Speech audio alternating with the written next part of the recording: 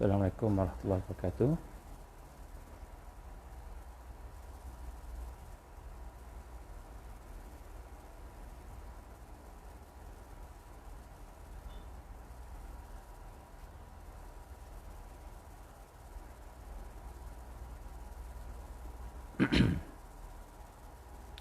InsyaAllah kita mula dengan Ummul Quran Al-Fatihah. A'udzubillahi minasyaitonirrajim. Bismillahirrahmanirrahim. Alhamdulillahi rabbil alamin, arrahmanir rahim, maliki yaumiddin. Iyyaka na'budu wa iyyaka nasta'in. Ihdinas siratal mustaqim. Siratal ladzina an'amta 'alaihim ghairil maghdubi 'alaihim waladdallin. Amin. A'udzubillahi samil 'alim minasyaitonirrajim. Bismillahirrahmanirrahim. Alhamdulillah summa alhamdulillah nahmaduhu wa nasta'inuhu wa nastahdihi wa nastaghfiruh wa na'udzu billahi min syururi anfusina wa min sayyiati a'malina may yahdihillahu fala mudilla lahu wa may yudlil fala hadiya lahu asyhadu an la ilaha illallah wahdahu la syarika lahu wa asyhadu anna muhammadan 'abduhu wa rasuluh qala rabbi shrah li sadri wa yassir li amri wahlul 'uqdatam min lisani yafqahu qawli Rabbi zidni ilman amma ba'. Assalamualaikum warahmatullahi wabarakatuh. Alhamdulillah, pertama-tama kita bersyukur kepada Allah Subhanahu Wa Taala. Dengan keizinan Allah, dengan kasih sayang Allah, kita diberikan kesempatan dan peluang pada malam ini untuk sama-sama kita meneruskan program kita, insya-Allah, dalam suasana-suasana kita mempunyai iman Islam. Alhamdulillah, kita berada dalam suasana-suasana yang tenang. Mudah-mudahan bersama-sama dengan kehidupan kita, walaupun kehidupan kita pada hari ini mungkin ada banyak cabaran, banyak cubaan, banyak ujian, tetapi sesungguhnya semua ujian, semua cabaran yang ada itu adalah merupakan kita kata sebagai satu cara Allah Subhanahu Wa Taala nak mentarbiah kita, nak mendidik kita, insya-Allah. Jadi alhamdulillah, pada malam ini marilah sama-sama kita membina satu perasaan untuk kita sama-sama mendekatkan lagi diri kita dengan Allah Subhanahu Wa Taala, dan seterusnya kita sama-sama membina lagi kekuatan kita untuk sama-sama meningkatkan lagi mas'uliyah kita, tanggungjawab kita kepada agama ini, insya-Allah. Jadi insya-Allah pada hari ini kita akan membincangkan satu tajuk yang kita telah berikan, iaitu berkenaan dengan solusi sunnah yang kedua.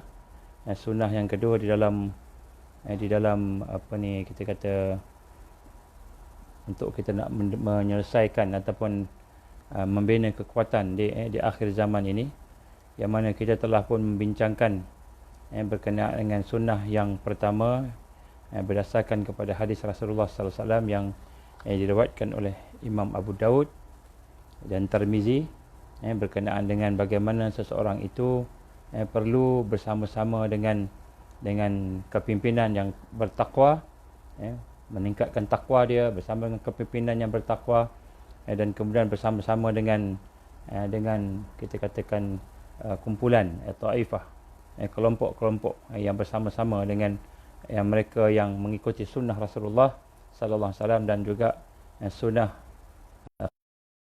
al-Mahdiyyin. Jadi di sinilah kita telah pun membincangkan bagaimana pada peringkat awal sunnah yang pertama, bagaimana kita telah bincang secara ringkas dalam 2-3 siri, iaitu kita kena membina wa'yun sahih. Dan wa'yun sahih itu, apakah wa'yun sahih itu? Secara ringkasnya, wa'yun sahih ini ialah kekuatan hati yang bersih. Yang hati yang bersih itu boleh untuk membina kekuatan untuk berinteraksi dengan Allah, hati yang boleh nak mendapat cahaya daripada Allah. Dan kemudian kekuatan yang kedua ialah kekuatan aqlu wa'i, akal yang sedar. Dan kemudian kekuatan fitrah salimah, kemampuan naluri-naluri kita untuk membina apa yang digambarkan sebagai kita kata kemampuan kita untuk berhubung dengan Allah Subhanahu Wa Taala, insya-Allah. Jadi pada malam ini kita akan sambung lagi dengan apa yang telah kita bincangkan setelah kita benar-benar dapat membina kekuatan, kefahaman, kesedaran yang bersih, yang kita kata yang sahih itu, maka dia akan menuju kepada kekuatan kita sebut tadi, kekuatan untuk bangkit secara bersama-sama. Dan saya nak gambarkan pada malam ini bagaimana fitnah yang digambarkan oleh Rasulullah sallallahu alaihi wasallam berkenaan fitnah yang ada di akhir zaman ni terlalu berat dan terlalu besar. Dan fitnah selain daripada fitnah yang saya pernah sebut dalam hadis-hadis Nabi yang digambarkan sebagai fitnah ahlas, fitnah as-sara, fitnah az-zuhaima, fitnah-fitnah yang besar itu, ada juga beberapa hadis dan asar-asar daripada sahabat-sahabat Rasul sallallahu alaihi wasallam yang menggambarkan tentang fitnah yang cukup hebat. Kalau kita tengok contohnya daripada satu hadis ini, Rasul sallallahu alaihi wasallam telah meriwayatkan bahawa Rasulullah sallallahu alaihi wasallam telah bersabda. Hadis ini panjang, saya baca makna saja. Apa kata Rasul? Akan datang kepada kalian sepertinggalan aku, apabila aku telah meninggalkan kamu, akan datang, digambarkan 4 fitnah. Yang pertama fitnah itu ialah dikata menghalalkan, akan dihalalkan darah, maknanya pembunuhan. Jadi maknanya akan berlaku pembunuhan. Pembunuhan demi pembunuhan demi pembunuhan. Yang kedua akan dihalalkan darah dan harta. Kemudian dirampas harta. Dibunuh, dihampas harta. Kemudian selepas itu ketiga dihalalkan darah, harta dan kemaluan. Bukan sahaja darahnya dihalalkan, dibunuh, hartanya dirampas. Malahan orang-orang itu diperkosa. Dihalalkan kemaluan. Dan yang keempatlah fitnah yang akan memekakkan, menjadikan seseorang itu tuli. Dah tak boleh mendengar. Telinganya rosak. Maknanya diseksa telinganya. Telinga itu rosak. Kemudian membutakan. Matanya buta. Dan menutupi dan menerjang sebagaimana datangnya gelombang dari lautan. Sehingga tidak seseorang pun manusia yang mempunyai tempat berlindung. Dan fitnah itu mengelilingi Syam dan mengelilingi Iraq, dan kemudian akan memukul dengan keras Jazirah Arab dengan tangan dan kakinya. Dan jadi umat akan dikait, digaruk dengan bencana sebagaimana kulit yang disiat, digaruk dan untuk disamak. Tidak ada seorang pun manusia akan mampu berkata pada saat yang terjadi itu, melainkan kata Rasul, awas, hati-hatilah. Jadi fitnah yang digambarkan oleh Rasul sallallahu alaihi wasallam di akhir zaman ini memang fitnahnya amat besar, amat kasar besar. Bukan saja darah, bukan saja melibatkan harta, malahan juga melibatkan kehormatan. Dan tidak ketinggalan dengan dirampasnya harta, nyawa dan sebagainya. Maka Rasul menggambarkan fitnah akhir zaman yang mana ketika itu peperangan kemungkinannya, wallahu alam, mungkin peperangan, mungkin penjajahan, dan yang akan berlaku di sekitar Syam, dikata di Iraq, contohnya di kawasan Syam, Iraq, Syam termasuk Palestin. Kita digambarkan Rasulullah SAW bagaimana kemudian selepas itu membutakan, memekak, menjadi pekak, telinga menjadi pekak, tuli, buta. Jadi maknanya fitnah ini fitnah yang mana umat akan diseksa. Sehingga kulit mereka seperti mereka disiat-siat kulit mereka. Bagaimana seorang yang nak menyamak kulit tadi. Jadi apabila kita melihat banyak lagi fitnah-fitnah yang ada pada hadis-hadis Nabi SAW. Kita akan bincang tajuk fitnah tu bila bincang tentang kebangkitan Al-Mahdi. Jadi di sini Rasul SAW telah menyatakan bahawa kalau kita tengok salah satu daripada perkara yang penting untuk kita ambil perhatian, bahawa untuk kita selamat di akhir zaman, untuk kita berada dalam keadaan yang kita kata menang, maka perlulah kita bersama-sama dengan apa yang digambarkan sebagai ta'ifah mansurah yang digambarkan oleh para ulama kita. Bagaimana hadis-hadis Rasul sallallahu alaihi wasallam menggambarkan kepada kita bahawa kemenangan itu ialah bersama dengan kelompok yang diberikan kemenangan. La tazalu ta'ifah min ummati zahirina 'alal haqq la yadurruhum man khazalahum hatta ya'ti amrullah wa hum kadzalik. Atau kama Rasulullah sallallahu alaihi wasallam, hadis riwayat Imam Muslim. La tazalu ta'ifah, tidak akan sentiasa ada satu kelompok yang mana daripada kalangan umatku min ummati yang akan menang, akan diberikan kemenangan di akhir zaman. Diberikan kemenangan di atas al-haq, kebenaran tadi. Dan mereka dapati ada orang yang cuba menimpakan bahaya kepada mereka. Orang buat macam-macam fitnah. Contohnya dia pecah belahkan umat Islam, contohnya dia membunuh sebagainya tadi. Maka dia kata tidak akan tertimpa kepada la yadurruhum man khazalahum, tidak akan tertimpa kepada mereka bahaya-bahaya yang dirancang tadi. Ini satu hadis yang penting. Ini hadis sahih tuan-tuan. Bagaimana Rasul sallallahu alaihi wasallam menggambarkan bahawa dalam hadis ini umat yang selamat di akhir zaman terutamanya bukanlah umat yang seorang-seorang, duduk seorang-seorang.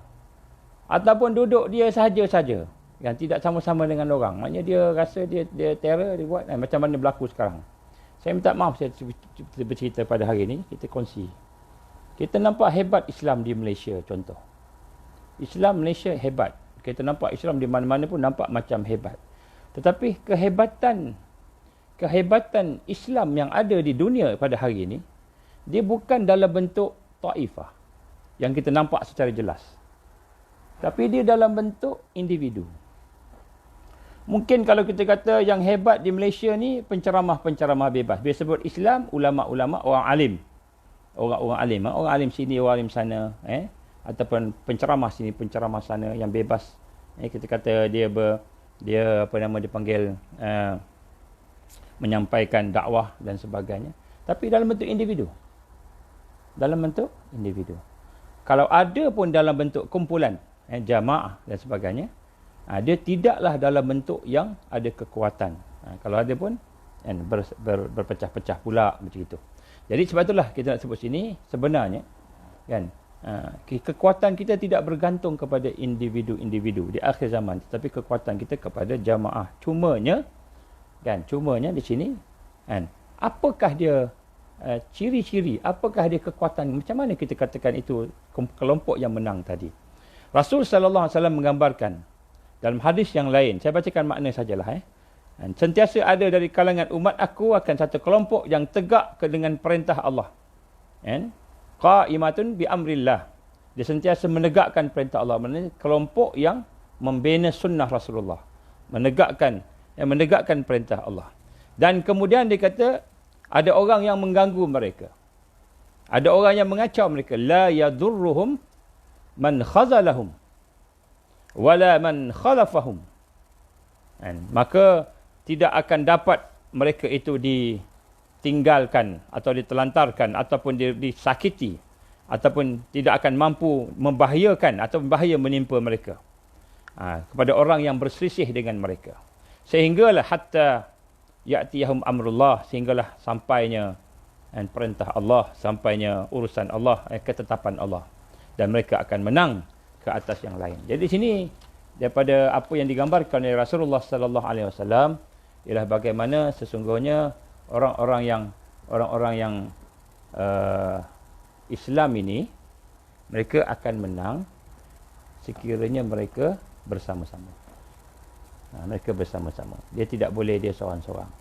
Kalau dia seorang-seorang, maka fitnah-fitnah yang itu akan memakan mereka. Sebab itulah Rasul sallallahu alaihi wasallam menggambarkan pula kepada kita dalam hadis-hadis yang lain, terutamanya pada hadis yang digambarkan oleh Imam Ahmad. Hadis ini saya dah baca dah banyak kali, berkenaan dengan fasa-fasa kepimpinan.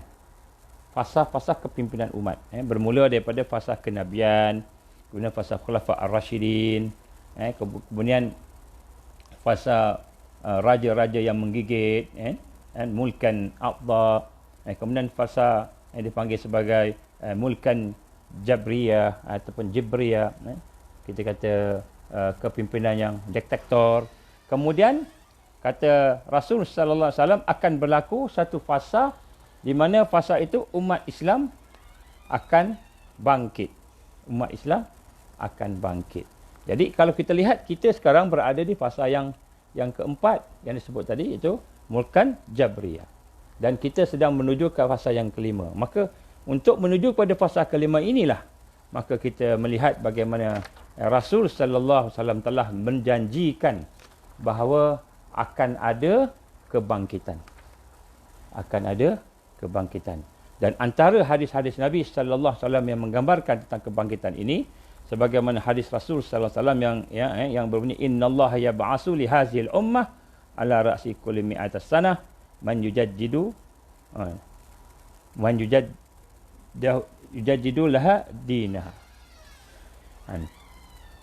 Sesungguhnya Allah akan membangkitkan atau mengutuskan untuk umat ini pada setiap 100 tahun orang-orang yang akan memperbaharui, akan melakukan tajdid kepada umat. Ini pun hadis yang telah kita bincangkan sebelum ini. Jadi tuan-tuan rahmat Allah SWT, jadi ini benda yang jelas. Benda yang jelas. Cumanya yang benda yang tak jelas ni, yang pertama sekali, kelompok ni apa ciri-ciri dia? Ciri-ciri khusus pada Taifah Mansurah ni apa kelompok ni, ciri-ciri dia? Baik, ciri-ciri ni kita akan bincang kemudian. Kita akan bincang kemudian. Ciri-ciri kemenangan ni, kelompok yang akan menang ni, kita akan bincang secara detail insya-Allah kemudian. Tetapi apa yang lebih penting sebenarnya bukan ciri-ciri kelompok tu. Sebab fitnah yang paling besar sekali pada zaman kita ini ialah fitnah perselisihan dan perpecahan. Perselisihan dan perpecahan. Sehingga kan perselisihan perpecahan ni kita tak tahu mana satu betul, mana satu salah. Mana satu betul, mana satu salah. Jadi yang jadi masalah kepada kita di sini ialah kita tak tahu yang mana. Jadi ciri-ciri kita akan bincang kemudian. Tetapi sebelum kita melihat ciri-ciri Taifah Mansurah ini, apa yang lebih penting, kita ni layak tak nak bersama dengan kelompok yang menang. Itu yang lebih penting. Sama ada kita di Malaysia. Dalam Malaysia pula kita ada di negeri-negeri. Johor lah, Kuala Lumpur lah, Selangor lah, Sabah, Sarawak lah, dan di mana-mana. Kalau di Indonesia, di Thailand dan sebagainya. Dan kemudian kita dengar macam-macam berlaku kebangkitan di Yaman. Di Yaman ada kawan saya menyatakan, sebagaimana hadis Rasul sallallahu alaihi wasallam yang menyatakan bahawa akan ada kebangkitan dari Yaman. Yaman yang mana akan ada tentera-tentera berkuda datang daripada Yaman. Jadi ada hadisnya. Jadi kata kawan-kawan yang ada Yaman tu yang bersama-sama dengan para ulama alim mereka dah ada dah Yaman, dah ada dah di Syam, dah ada dah macam-macam tempat dah ada. Mungkin di Malaysia pun dah ada. Setengah-setengah jamaah sebelum ini menyatakan Bani Tamim. Kami adalah keturunan Bani Tamim. Bani Tamim ni salah satu daripada orang yang akan menentang Dajjal. Paling keras menentang Dajjal, kata Rasulullah SAW. Jadi dia pun kata Bani Tamim. Tamim.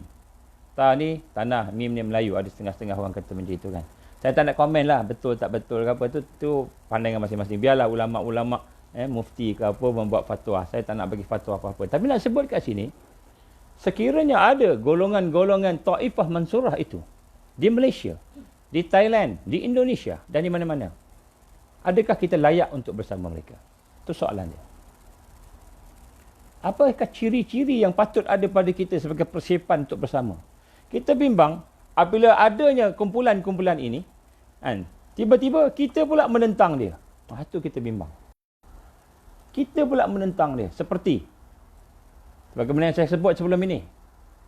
Pihak sistem Al-Masih Dajjal ni dia akan melahirkan kesatuan agama-agama seluruh dunia.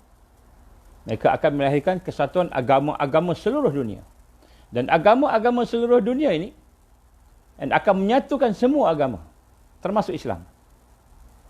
Tahun 2016, Pop Perancis bersama dengan ketua-ketua agama, wakil-wakil ketua agama seluruh dunia telah mengeluarkan satu ucapan. Marilah kita bersatu, membentuk satu kelompok yang kita kata yang prihatin pada keamanan, love sebagainya. Dan kita tahu sebagaimana yang telah pun saya sebut sebelum ini, Dajjal dia akan menjadi imam ketua kepada one world religion yang saya sebut tadi. Malahan baru-baru ini tidaklah baru sangat pun kita mendengar bagaimana pihak Israel pihak Sanhedrin Council. Sanhedrin Council ni ialah syura kepada kerajaan Israel Raya. Yang kita gambarkan sebagai akan diketuai oleh raja. Telah pun buat menyembelih di Bukit Zaitun di Palestin. Dan sembelihan tu bukan orang Yahudi buat, tapi 70 negara, 70 nation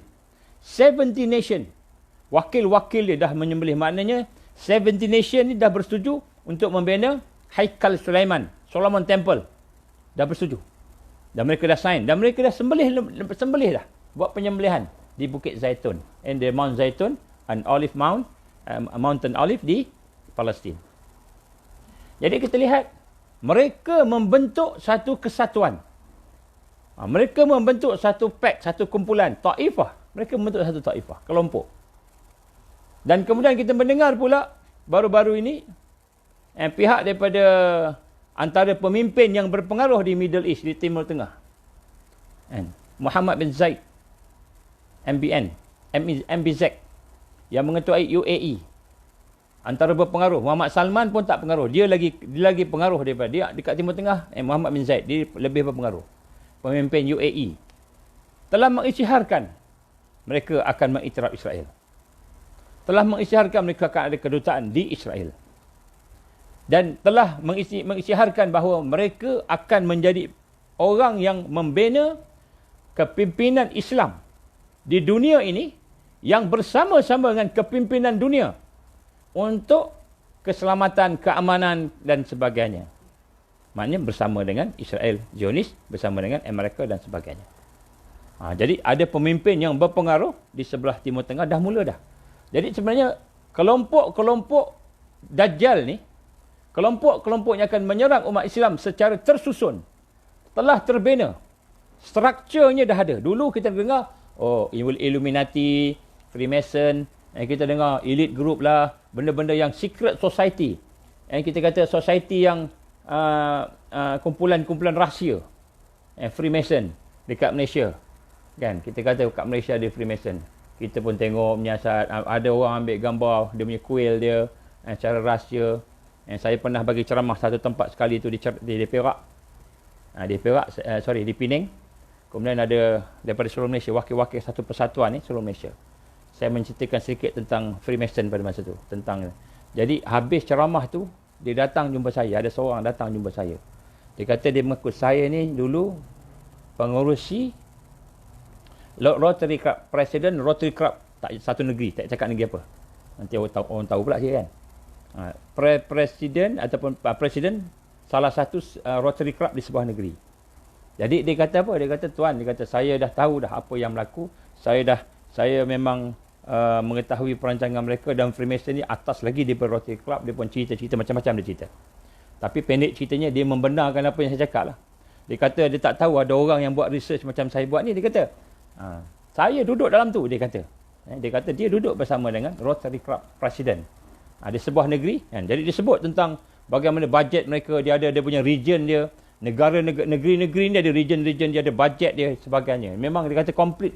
Dia ada governor dia ada apa dipanggil pesuruh jaya sebagainya. Baik. Jadi kita lihat dulu kita dengar orang-orang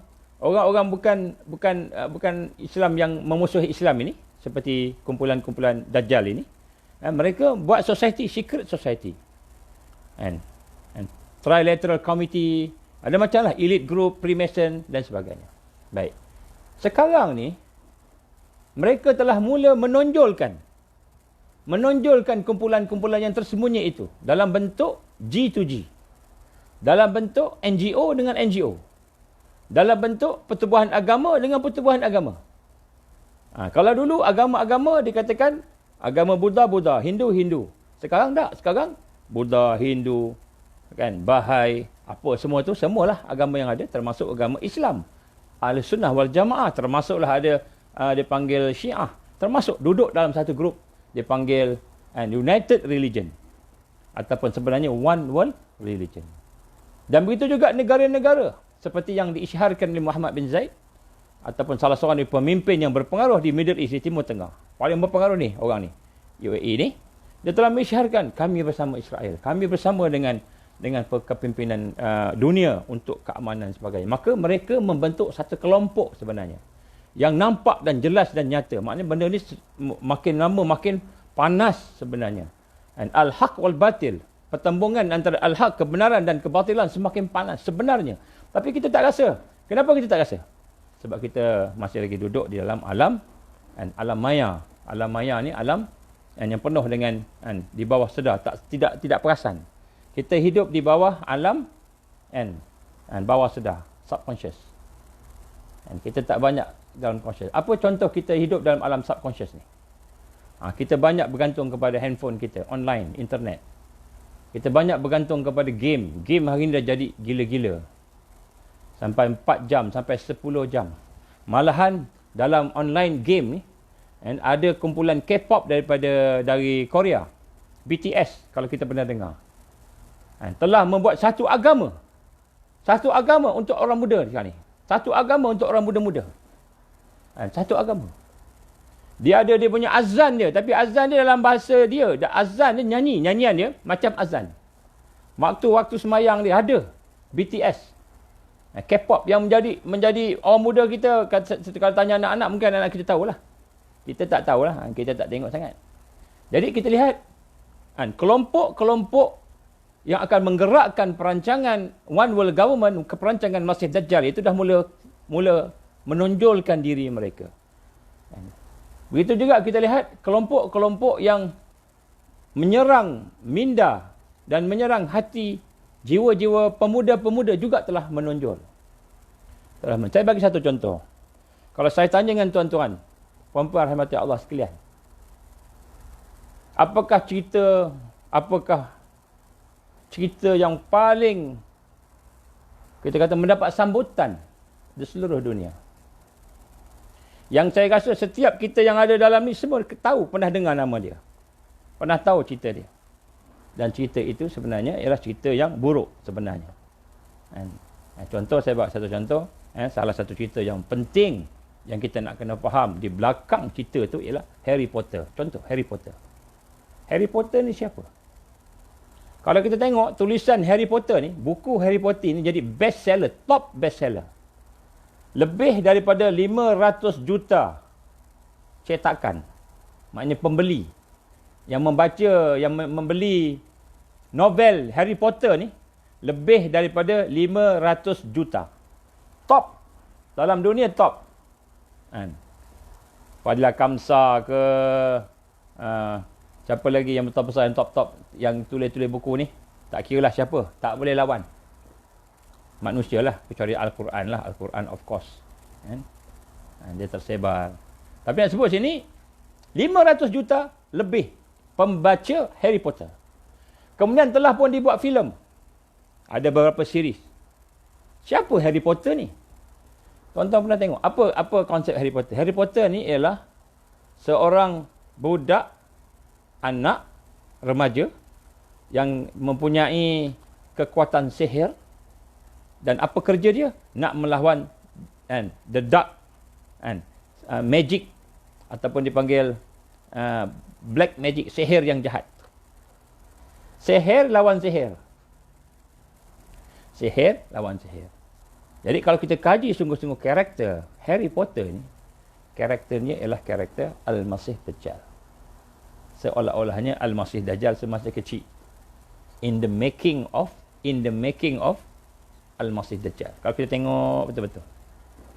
Jadi saya nak cerita pasal Harry Potter ni panjang lah nak sebut situ. Tapi nak gambarkan kat sini, sesungguhnya musuh Islam, mereka akan menyerang Islam secara besar-besaran, dan fitnah yang besar sebagaimana yang digambarkan oleh hadis-hadis Nabi SAW ini, sampai peringkat membunuh, darahnya halal, hartanya halal, kemaluannya halal, maknanya boleh diperkosa, boleh dibunuh, kemudian telinganya akan dipekakkan, matanya akan dibutakan, dan badannya akan disiat-siat. Kata Rasul sallallahu alaihi wasallam, diseksa dengan hebat orang Islam ni, kemudian dibunuh. Maka peristiwa-peristiwa ini berlaku secara tersusun oleh kelompok-kelompok jahiliyah, kelompok-kelompok Al-Masih Dajjal, tentera-tenteranya yang dulu tersembunyi, secret society, sekarang dah jadi open society. Akan jadi open society. Kita akan tahu, kita akan nampak siapa dia. Siapa mereka, apa yang mereka buat, kita akan tahu. Jadi di sinilah saya nak sebut pada tuan-tuan rahmati Allah Subhanahu Wa Taala, dalam berhadapan dengan kumpulan yang nak merosak, nak menghancurkan Islam secara tersusun, kelompok-kelompok secara tersusun, dia bukan lagi secret society. Secret society itu masih ada Kalau kita nak bincang panjang ceritanya. Tapi nak sebut sini, dia dah open dah. Saya sebut tadi akan ada satu kelompok. Dia panggil 70 nation. 70 nation. Saya cuba, tuan-tuan cuba cek di dalam apa ni, internet, maklumat. Berapa negara yang ada embassy. Contohnya di Israel. Termasuk negara kecil, negara besar. Yang ada embassy, yang ada hubungan diplomatik tapi tak ada embassy, ada juga contoh Singapura. Singapura tak ada embassy, dia ada hubungan diplomatik. Yang ada embassy ada 89 negara. 89 negara. Yang tak ada embassy ada lebih kurang beberapa negara. Baik, nak sebut kat sini, Rasul sallallahu alaihi wasallam sebut bahawa yang akan orang Islam akan berhadapan nanti di Malhamah Kubra, peperangan besar, ada 80 bendera, 80 negara. Sekarang ni dah ada 89.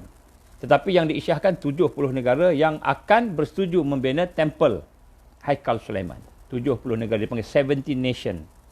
Tuan-tuan rahmati Allah Ta'ala, benda ni dah makin nampak. Dia nampak. Kita akan nampak. Kita mungkin tak nampak, tapi kalau kita kaji, kita nampak. Baik, maka sebab itulah Rasulullah sallallahu alaihi wasallam gambarkan kepada kita melalui hadis-hadis yang saya baca tadi, bahawa bagaimana kita nak berhadapan dengan kelompok-kelompok yang tersusun ini, kita tak akan mampu berhadapan sekiranya kita ni hanya seorang-seorang. Kita ni hanya seorang-seorang. Kita tidak akan mampu. Maka kemenangan yang diberikan oleh Allah, maknanya kata Rasul sallallahu alaihi wasallam, mereka akan merancang macam-macam mereka rancang untuk menghancurkan akidah, menghancurkan pemikiran, menghancurkan ibadah, menghancurkan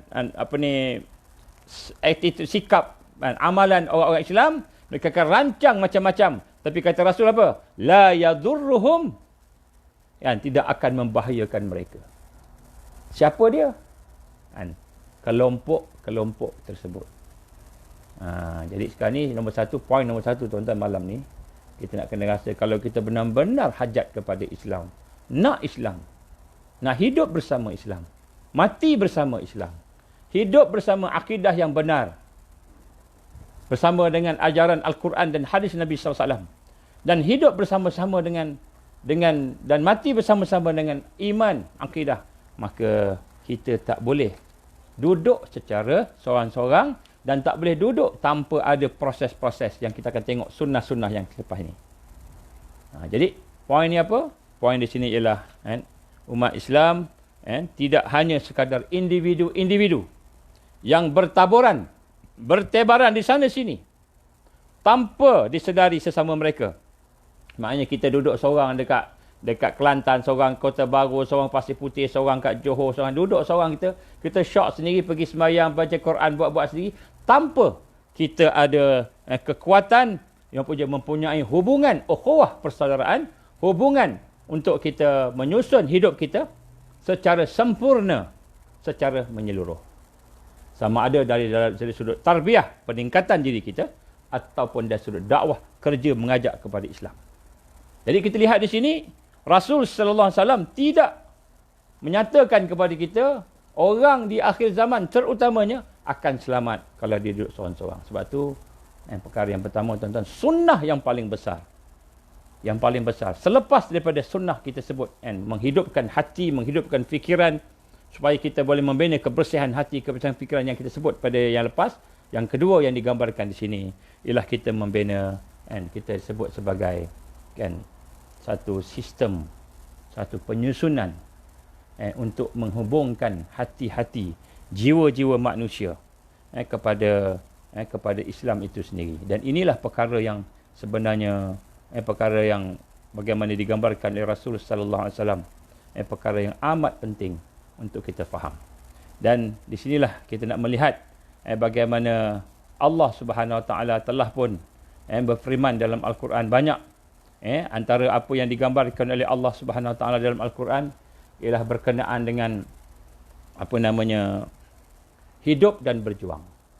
Dalam surah As-Saff contohnya Allah gambarkan, innallaha yuhibbul ladzina yuqatiluna fi sabilihi saffan ka'annahum bunyanun marsus. Sungguhnya Allah sama amat kasih, amat sayang bagi mereka yang berjuang pada jalannya, yang berperang pada jalannya, dalam keadaan yang tersusun rapi sebagaimana bangunan. Jadi sebab itulah perkara yang pertama pada malam ini, kita nak kena sama-sama merasai keperluannya untuk kita berada dalam saf yang tersusun. Saf yang tersusun. Saf yang macam mana? Apa nama dia? Siapa dia? Kat mana? Itu kita bincang kemudian. Kita bincang ciri-ciri dia. Tapi pada malam ni kita nak tengok. Saya bercadang untuk sama-sama berbincang berkenaan dengan beberapa perkara. Allah izin hari ni, sebenarnya Allah izin saya dah catat, ada buat catatan. Berapa catatan, tapi Allah izin catatan tu terdelete. Jadi saya hilang, catatan saya hilang. Poin-poinnya, dia mudah-mudahan ada. Allah izin ada di kepala saya mudah-mudahan. Tapi nak sebut kat sini, adakah kita layak untuk bersama dengan Taifah Mansurah, kelompok yang akan diberikan kemenangan oleh Allah Subhanahu wa taala. Dalam masa keadaan pada hari ini, apa yang sedang berlaku? Yang sedang berlaku, umat Islam berada dalam keadaan yang kita kata berselisih. Banyak sangat pandangan, banyak sangat perpecahan. Dan perpecahan ini akan bertambah kuat. Sehingga akhirnya kata Rasulullah SAW dalam hadis yang kita baca lepas, akhirnya umat Islam akan terpecah dua. Yang pertama akan bersama dengan orang yang beriman. Dia ada iman, tidak ada munafik, tidak ada nifak sikit pun. Yang kedua, orang yang munafik, tidak ada iman sedikit pun. Akan pecah dua kelompok. Jadi kelompok yang ini, kelompok yang sedikit. Digambarkan sebagai kelompok yang sedikit, yang kecil. Yang kelompok inilah yang akan diberikan kemenangan oleh Allah Subhanahu wa taala. Baik, tuan-tuan yang rahmati Allah Subhanahu wa taala, maka yang pertama sekali saya nak sebut di sini ialah tentang al-ukhuwah. Jadi apabila kita menyebutkan tentang Taifah Mansurah ataupun kelompok yang akan menang, maka bermakna kita tidak boleh hidup seorang-seorang kita, mesti ada sahabat. Mesti ada sahabat kita yang akan tolong kita. Mesti ada saudara. Mesti ada jamaah. Mesti ada jamaah. Apa maksud jamaah ni? Maksud jamaah ni ialah individu-individu yang berkumpul, yang bersama, yang punya visi yang sama, misi yang sama, metodologi untuk mencapai misi dan visi yang sama, dengan cara ikhlas berjuang bersama-sama. Maknanya melaksanakan pekerja secara bersama-sama. Untuk mendapatkan redha Allah Subhanahu wa taala. Jadi cara ringkasnya kita kata perlu ada jamaah. Dan jamaah ni bukan seorang, mesti lebih daripada dua lah, dua dan ke atas. Jadi apabila digambarkan sebagai Taifah Mansurah di sini, maka tuan-tuan puan-puan rahmati Allah SWT, kita mesti mempunyai masyarakat yang sama-sama untuk kita bergerak, untuk sama-sama kita berjalan. Maka di sinilah kita digambarkan oleh Rasul sallallahu alaihi wasallam bagaimana untuk kita bergerak dan berjalan itu, maka sudah tentulah kita mesti ada persiapan untuk berukhuwah. Persiapan untuk berukhuwah. Dan apakah yang dimaksudkan dengan ukhuwah itu, tuan-tuan? Kita cuba tengok apa yang digambarkan oleh Imam Sa'albana rahimahullah. Al-Banna rahimahullah, dia menggambarkan secara ringkas, saya bacakan kat sini. Ukhuwah ini ialah persiapan kita untuk mengikat hati-hati kita, jiwa kita dengan sahabat-sahabat kita tadi tu, dengan ikatan akidah, ikatan iman. Maknanya ukhuwah ini ialah hati-hati ataupun jiwa-jiwa manusia yang telah diikat dengan iman. Yang telah diikat dengan iman. Jadi maknanya ukhuwah ni tidak akan bermakna kalau hati tidak terikat. Iman tidak terikat. Maknanya kalau kita berkawan sekadar luaran sahaja, maka tidak dinamakan ukhuwah. Tidak dinamakan ukhuwah. Itu kata kawan-kawannya. Dia bukan sahabat, bukan saudara, dan bukan Taifah Mansurah. Apalagi nak duduk dalam Taifah Mansurah. Sebab Taifah Mansurah ni bukan kelompok main bola. Bukan kelompok main pingpong, main volleyball. Bukan kelompok-kelompok buat projek-projek ekonomi. Taifah Mansurah ni bukan kelompok yang duduk sama-sama satu taman, pergi sembahyang Jumaat sama-sama. Taifah Mansurah ni bukan kelompok yang sekadar dia boleh berkenal-kenalan begitu saja, luaran, dalaman, ikatan hati tak sayang pun. Sebab tu kata daripada Imam Ghazali rahimahullah dalam Ihya Ulumuddin, dia kata apa? Dia kata, alangkah indahnya hakikat ukhuwah itu sebenarnya bukanlah sesuatu yang lahir secara fizikal. Maksudnya pertemuan secara fizikal, kita berjumpa dengan sahabat kita, kawan kita, pertemuan dalam majlis, dalam program. Tetapi sebenarnya lah hakikat ukhuwah itu ialah hati-hati yang sentiasa teringat kepada sahabat dia dan mendoakan sahabat dia ketika mana dia tidak berjumpa dengan sahabat dia. Doa seorang sahabat, kata Imam Ghazali, kepada sahabat dia, pada kawan dia, dalam keadaan kawan dia tidak ada di depan dia. Itulah hakikat ukhuwah. Maknanya, kalau berdepan dengan sahabat dia tu, dia jaga. Sahabat dia duduk tempat lain pun dia jaga. Dia merasai. Ini persiapan. Jadi sebab tu persiapan ialah persiapan hati. Untuk kita sama-sama mengikat diri kita, membina kekuatan. Dan ikat dengan ikatan iman. Sebab tu di sini tuan-tuan, puan-puan rahmati Allah Subhanahu Wa Taala, kita melihat ketika mana Rasul sallallahu alaihi wasallam telah mempersaudarakan sahabat-sahabat dia. Apabila Rasul sallallahu alaihi wasallam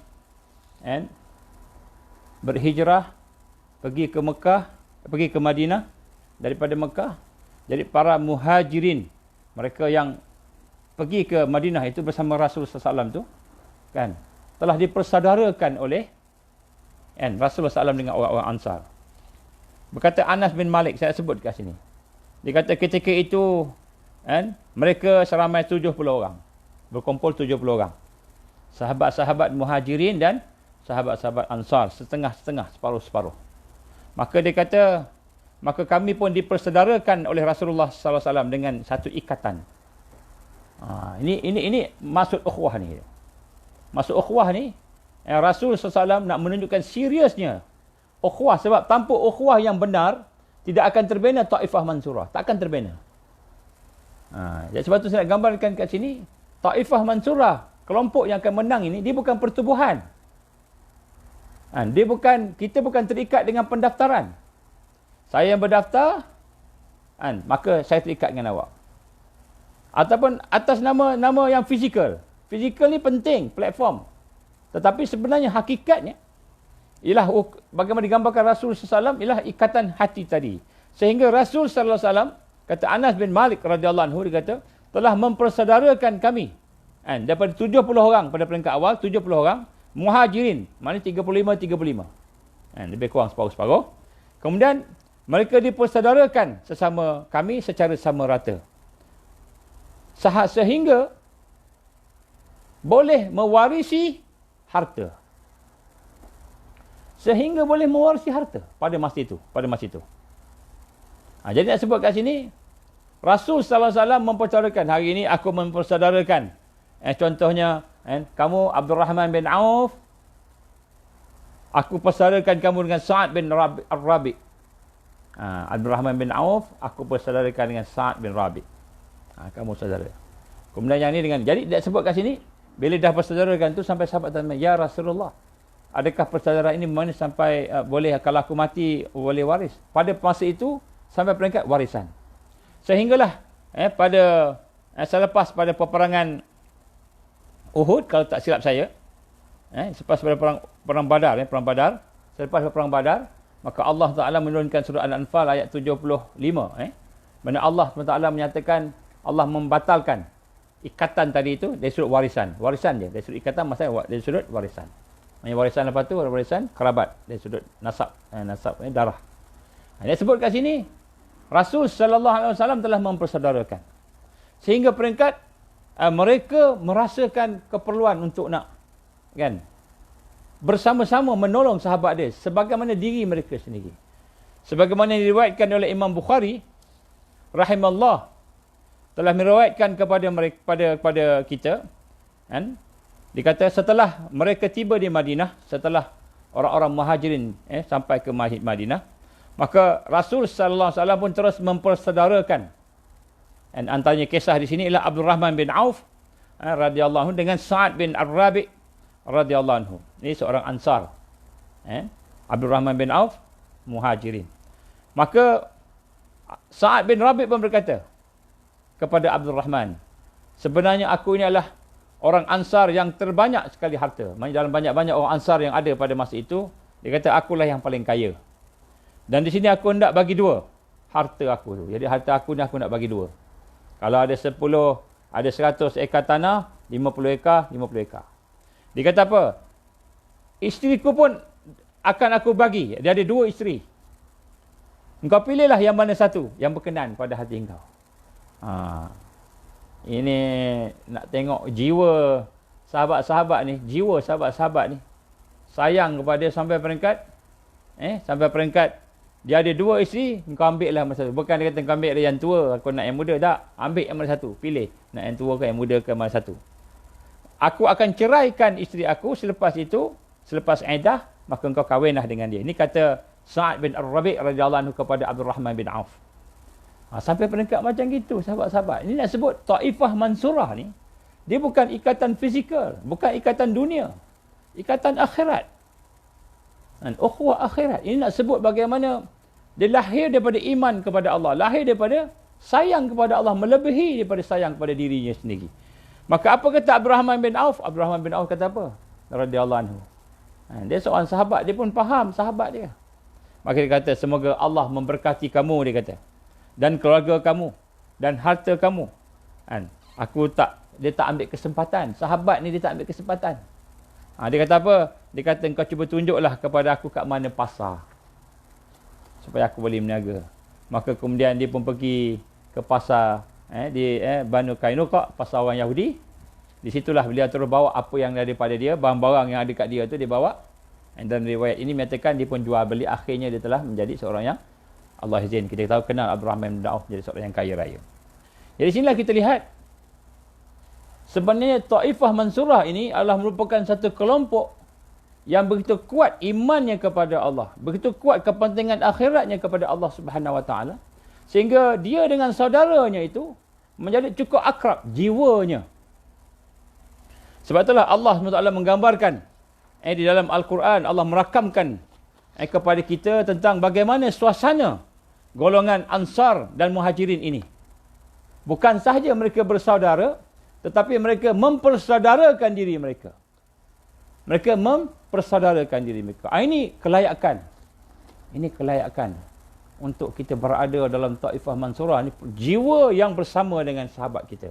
Maksudnya hubungannya hubungan hati, hubungan jiwa. Kalau jiwa kita tidak bersih, iman kita tidak bersih, fikiran kita tidak bersih, kita tak akan nampak hakikat yang saya sebutkan. Kita akan nampak macam zalim aja. Kita tak akan nampak. Kerana kita masih melihat dunia. Dunia masih di depan kita. Kita belum lagi melihat hakikat dunia ni sebagai tempat ujian. Allah menggambarkan kepada kita dalam surah Al-Hasyr ayat 9. Apa yang Allah gambarkan kepada kita? Allah menggambarkan tentang sifat orang-orang Muhajirin dan sifat-sifat orang Ansar. Wallazina tabawwa'ud dar wal iman min qablihim yuhibbuna man hajara ilaihim. Dan orang-orang Ansar yang mendiami negeri itu Madinah, dan mereka telah beriman sebelumnya, yuhibbu, mereka sangat mencintai, mengasihi, man hajara ilaihim, mereka yang berhijrah kepada mereka, ke negeri mereka. Dan kemudian saya bacakan mana dia, tidak ada pula dalam hati mereka, Allah gambarkan, tidak ada dalam hati mereka, wala yajiduna fi sudurihim hajatan, tidak ada dalam hati mereka perasaan berhajatkan tentang apa yang telah diberikan kepada orang-orang yang berhijrah itu. Jadi bila dia dah bagi pada orang yang berhijrah tu, orang berhijrah datang sepinggang selai sepinggang kan. Bila dia bagi pada orang tu, dia tak ada hajat, hati dia terasa nak, rasa jealous, rasa dengki, dendam, ataupun rasa aku nak, tak ada. Allah gambarkan tidak ada dalam hati mereka perasaan berhajatkan apa yang telah diberikan kepada orang-orang yang berhijrah itu. dan mereka juga mengutamakan orang-orang yang berhijrah itu lebih daripada diri mereka sendiri, sekalipun mereka berada di dalam kekurangan dan amat berhajat memerlukan perkara tersebut. Dan ingatlah sesiapa yang menjaga diri mereka daripada dipengaruhi oleh bakhil, wa may yukashuh nafsih fa ulaika humul muflihun. Maka siapa-siapa yang dipelihara oleh Allah daripada sifat bakhil, tabiat bakhil, maka mereka itulah orang-orang yang berjaya. Jadi tuan-tuan dan puan-puan sebut kat sini, persiapan untuk duduk dalam taifah mansurah ialah persiapan hati. Nombor satu. Bukan kita pakai pakaian yang sama, seragam. Bukan kopiah yang seragam. Kita serban seragam. Bukan kita cakap seragam. Tapi yang pertama ialah persiapan hati. Kerana Allah SWT akan menolong mereka yang hati-hatinya itu benar-benar mengasihi sahabat dia. Dan mengasihi antara satu sama lain itu akan membawa kepada barakah dan pertolongan Allah. Barakah dan pertolongan Allah Subhanahu Wa Taala. Saya teringat kisah ada seorang kawan orang Malaysia kita yang pernah satu ketika berjuang, yang satu ketika dulu di Afghanistan. Ketika itu Malaysia menghantar rakyat dia boleh pergi ke Afghanistan, kalau kita ingat lagi masa zaman Afghanistan dulu. Dikisahkan oleh seorang sahabat saya, dia kata apa? Dia kata satu ketika kami duduk di satu tempat di sebalik gunung, macam dalam gua sikit lah, tapi bukan gua yang terbuka atasnya. Dia kata di seberang sana tu, dia kata apa namanya, tentera Rusia.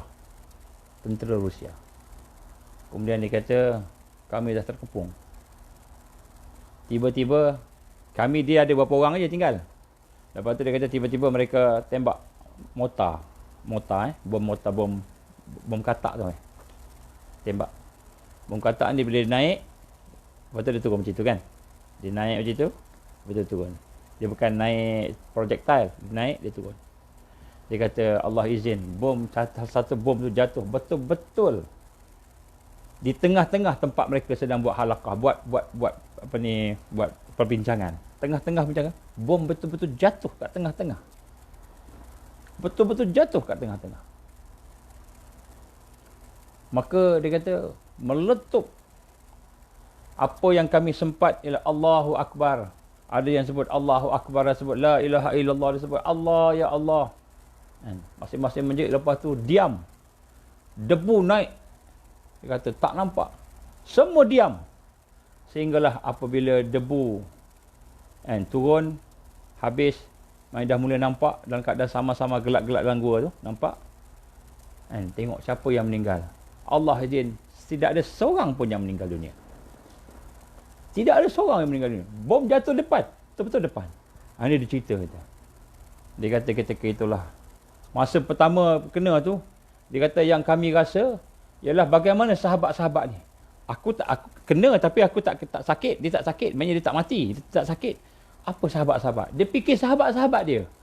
Jadi bila dah senyap tu tengok siapa, semua ada. Semua ada. Ini digambarkan, ceritakan sendiri oleh mereka. Satu keajaiban. Dengan barakah ukhuwah mereka tu, Allah tolong yang sikit tu boleh menewaskan sekumpulan tentera-tentera yang ada di bawah, di sebalik gunung. Tuan-tuan rahmat Allah Subhanahu Wa Taala, ada satu kisah lagi yang diceritakan oleh dalam kitab, dalam buku lah saya baca. Bagaimana ketika itu mereka sedang duduk dalam suasana menunggu tentera Rusia. Tentera Rusia datang, mereka duduk bersama-sama. Maka masing-masing memang ketika itu bukan sahaja masing-masing berbincang-bincang tentang memperingati tentang Allah sebagainya, kehidupan, perjuangan sebagainya bagi motivasi, tetapi mereka mengingatkan tentang kasih sayang. Kasih sayang antara sama sendiri. Maka digambarkan kan pada ketika itu mereka sama-sama berbincang-bincang, maka dia punya ketua dia pada masa itu baru mengajar tafsir tentang hadis Nabi, Bismillahillazi la yadurru ma'asmi syai'un fil ard wala fis sama' wa huwas samiul alim. Tapi ketika tu tafsirnya baru sampai Bismillahillazi la yadurru Dengan nama Allah tidak ada yang akan memudaratkan. Tidak akan ada yang memudaratkan. Tak habis lagi, tak habis. Yang belakang tak habis. Tapi dah baca habis lagi, semua dia suruh hafal. Ini salah satu daripada kita kata manhaj tarbiyah, sistem tarbiyah akhir zaman ni. Tuan-tuan dan puan, bila kita bincang sesuatu, terus hafal, terus amal. Jangan tangguh. Contoh, kalau malam ni saya sebut pada tuan-tuan, buat sesuatu, tuan-tuan kena buat terus. Jangan tangguh-tangguh dah. Jangan tangguh-tangguh. Ini amalan, ini pengisian. Jadi, akhir zaman macam itu. Jadi, apabila dia semua apa? Semua baca Bismillahirrahmanirrahim. Sebab dia orang ni bukan orang Arab. Dia orang Afghan, dia bahasa lain. Kan? Jadi, dia nak baca Arab ni, dia tak pandai orang kampung. Jadi, ada di kalangan mereka ni, yang dah hafal lah Bismillahirrahmanirrahim. La yadurru. Sampai situ tak sampai yang habis. Sampai situ. La yadurru. Sampai situ je. Maka tiba-tiba mereka dikepung dan diserang, ditangkap. Dikepung, diserang, ditangkap. Jadi kelompok ni kena tangkap. Jadi yang bahasa tu, yang syahid kena tembak, syahid lah. Yang hidup kena tangkap. Termasuklah yang hafal ni. Termasuk yang hafal ni. Jadi mereka dah kena tangkap, dah kena ikat. Dia kata, lepas tu, kan, dalam hati dia teringat sahabat dia ajar tadi. Apa jadi kita baca ni? Bismillahirrahmanirrahim, la yadurru. Sampai situ je. Yang dia hafal. Bismillahirrahmanirrahim, la yadurru. Bismillahirrahmanirrahim, la yadurru. Sampai situ dia hafal. Dengan nama Allah, tidak ada yang boleh memudaratkan. Jadi, bila dia baca itu bersama-sama, duduk, kena tangkap, duduk sebelah-sebelah sama. Entah macam mana Allah izin, boleh lepas. Boleh lepas. Macam mana, entah macam mana. Dia kata tiba-tiba, orang tu macam leka lah apa. Dia kena ikat, dia boleh gerak. Dia 2-3 orang kawan yang hidup ni, sama-sama. Lari, boleh lari. Lari keluar. Terus tak kena tangkap, tak kena apa. Secara berjamaah. Secara bersama-sama. Sahabat ni sama sahabat-sahabat ni. Sayang menyayangi antara satu sama lain. Saya melihat perkara yang sama berlaku di Palestin. Ini nak sebut sini tentang ukhuwah, kasih sayang. Jadi sebab itulah, tuan-tuan perempuan rahmat Allah SWT pada malam ini. Apabila kita menyatakan tentang ukhuwah ini, maka ukhuwah ini sebenarnya bukanlah hanya sekadar kita kata saya ni bersahabat begitu kan. Tetapi sebenarnya ukhuwah ini adalah satu proses. Satu proses yang perlu kita lakukan. Yang pertama sekali sebenarnya ukhuwah ni lahir daripada iman pada Allah. Daripada kita kenal Allah. Kenapa saya bersahabat dengan dia? Kenapa saya nak bersama dengan dia? Sama saya dengan orang Islam. Kenapa? Kerana sesungguhnya Allah Subhanahu Wa Taala sayang pada orang Islam. Allah sayang kepada orang yang beriman. Allah sayang. Jadi bila sebut Allah sayang ni, maka sudah tentulah tidak lain dan tidak bukan kita kena bersama-sama dengan orang yang Allah sayang. Ini pertama sekali. Ya, sebab itu tuan-tuan berhormat Allah nak sebut pada malam ini akan perkara-perkara yang tentang ukhuwah ini, maka bagaimana kita nak melayakkan diri kita tadi, maka kita kena buat pengisian dalam diri kita berkenaan dengan ukhuwah. Apa maksud pengisian? Yang pertama tuan-tuan, ini proses. Ini cara ringkas saya sebut. Saya sebenarnya dah susun, saya dah tulis, tapi Allah izin beberapa saat sebelum kita live ni, Allah izin terdelete. Dia terjatuh, delete. Saya tak jumpa nota saya tadi. Jadi Allah tidak izin saya sampaikan apa yang saya tulis. Allah nak suruh saya sampaikan apa yang ada kat saya ni. Yang pertama tuan-tuan, macam mana kita nak layakkan diri kita duduk di dalam kelompok yang menang? Yang pertama, kita kena proses iman kita. Macam kita sebut semalam, bersihkan hati, bersihkan akal kita, fitrah kita, kan? Itu nombor satu. Itu kita akan bincang lagi lah. Kita akan berdalamkan lagi. Baik. Kena berzikir, kena berfikir. Itu kita dah bincang. Baik. Yang kedua, untuk membina kekuatan ukhuwah ini, ialah kita mesti, yang pertama sekali, melatih diri kita supaya salamatus sadr. Kita berlapang dada dengan sesama Islam. Sesama Muslim. Mesti berlapang dada. Apa maksud berlapang dada? Maksud berlapang dada ni maknanya kita dalam keadaan sentiasa berbaik sangka dengan sahabat kita orang Islam. And husnuzan. Ini tahap yang paling minima dalam persaudaraan ukhuwah. Maknanya kita akan nampak kelemahan-kelemahan yang ada pada dia. Kelemahan yang ada pada dia. Maka bila kita melihat kelemahan yang ada pada dia, jangan kita nampak kelemahan tu. Tetapi kita melihat kelemahan itu sebagai kekuatan. Apa kekuatannya? Kekuatannya Allah SWT akan memberikan kepada kita, pada kita yang tengok tu, satu kekuatan untuk menolong sahabat kita. Sebab tu contoh tuan-tuan. Contoh, sebelum ni kalau seorang miskin, contoh seorang miskin, tak ada duit. Dia datang pada kita, kemudian dia minta duit. Kita pun bagi kat dia RM10 ataupun RM1. Minta duit, kita bagi RM1. Kita rasa kita bagi duit kat dia. Dan dia kena terima kasih kepada kita. Terima kasih. Dia kena terima kasih. Kita rasa dia kena terima kasih sebab kita bagi duit kat dia. Tetapi hakikatnya dengan dari sudut iman kepada qada qadar Allah, ketentuan Allah, taufik Allah, hidayah Allah, iradat Allah, kita boleh faham asma Allah, boleh kenal Allah. Sebenarnya dia datang tu, sebenarnya dia pilih untuk datang kepada kita, minta kepada kita. Dia membuka peluang kepada kita untuk bersedekah. Kalau dia tak datang kat kita, kita tak ada dapat peluang untuk infak sedekah pada dia. Kita yang patut terima kasih pada dia. Dia boleh pergi tempat lain, tapi dia pergi ke kita. Dia malukan diri dia, dia rendahkan diri dia, minta kat kita. Kan? Sebenarnya peluang. Dari sudut Islam, kita nak kena rasa itu peluang. Allah bagi peluang. Kenapa tuan-tuan? Contohlah, tuan-tuan bagi kepada dia RM1. RM1 je tuan bagi. Ataupun RM10. Tetapi dengan sebab RM10 tu, banyak besar fadilat yang Allah beri kepada kita. Contoh, sedekah boleh membersihkan dosa. Kita baca istighfar, baca macam-macam, Allah tak bagi kita ampunkan. Tapi bila kita sedekah boleh menyebabkan dosa kita terhapus. Sedekah yang ikhlas. Sedekah boleh menjadi asbab kepada Allah angkat penyakit kita. Kita sakit, kita sedekah, Allah angkat sakit kita. Angkat balak. Balak boleh terangkat dengan sebab sedekah. Ini semua hadis-hadis Nabi sallallahu alaihi wasallam. Maksudnya sedekah ni ada banyak macam-macam. Sedekah ni boleh menyebabkan kita naik darjat dalam syurga Allah Subhanahu Wa Taala. Sedekah. Sedekah boleh menyebabkan Allah mengampunkan kita. Macam-macam.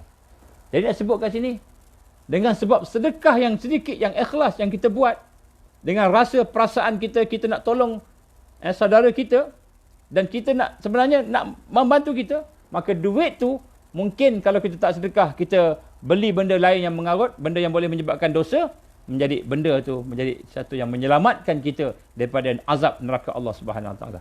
Kerana sedekah boleh menyebabkan seseorang itu terlepas daripada azab Allah. Infak.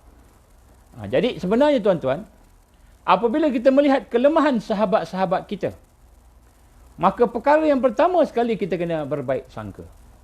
Salamatus sadr, kita mengutamakan berlapang dada. Jangan tengok negatif dulu. Ini latihan. Ini latihan. Kenapa? Kerana satu hari Allah akan uji dengan ukhuwah tadi. Hari ini banyak perpecahan. Kenapa perpecahan? Kita tengok dengan pandangan sebelah mata.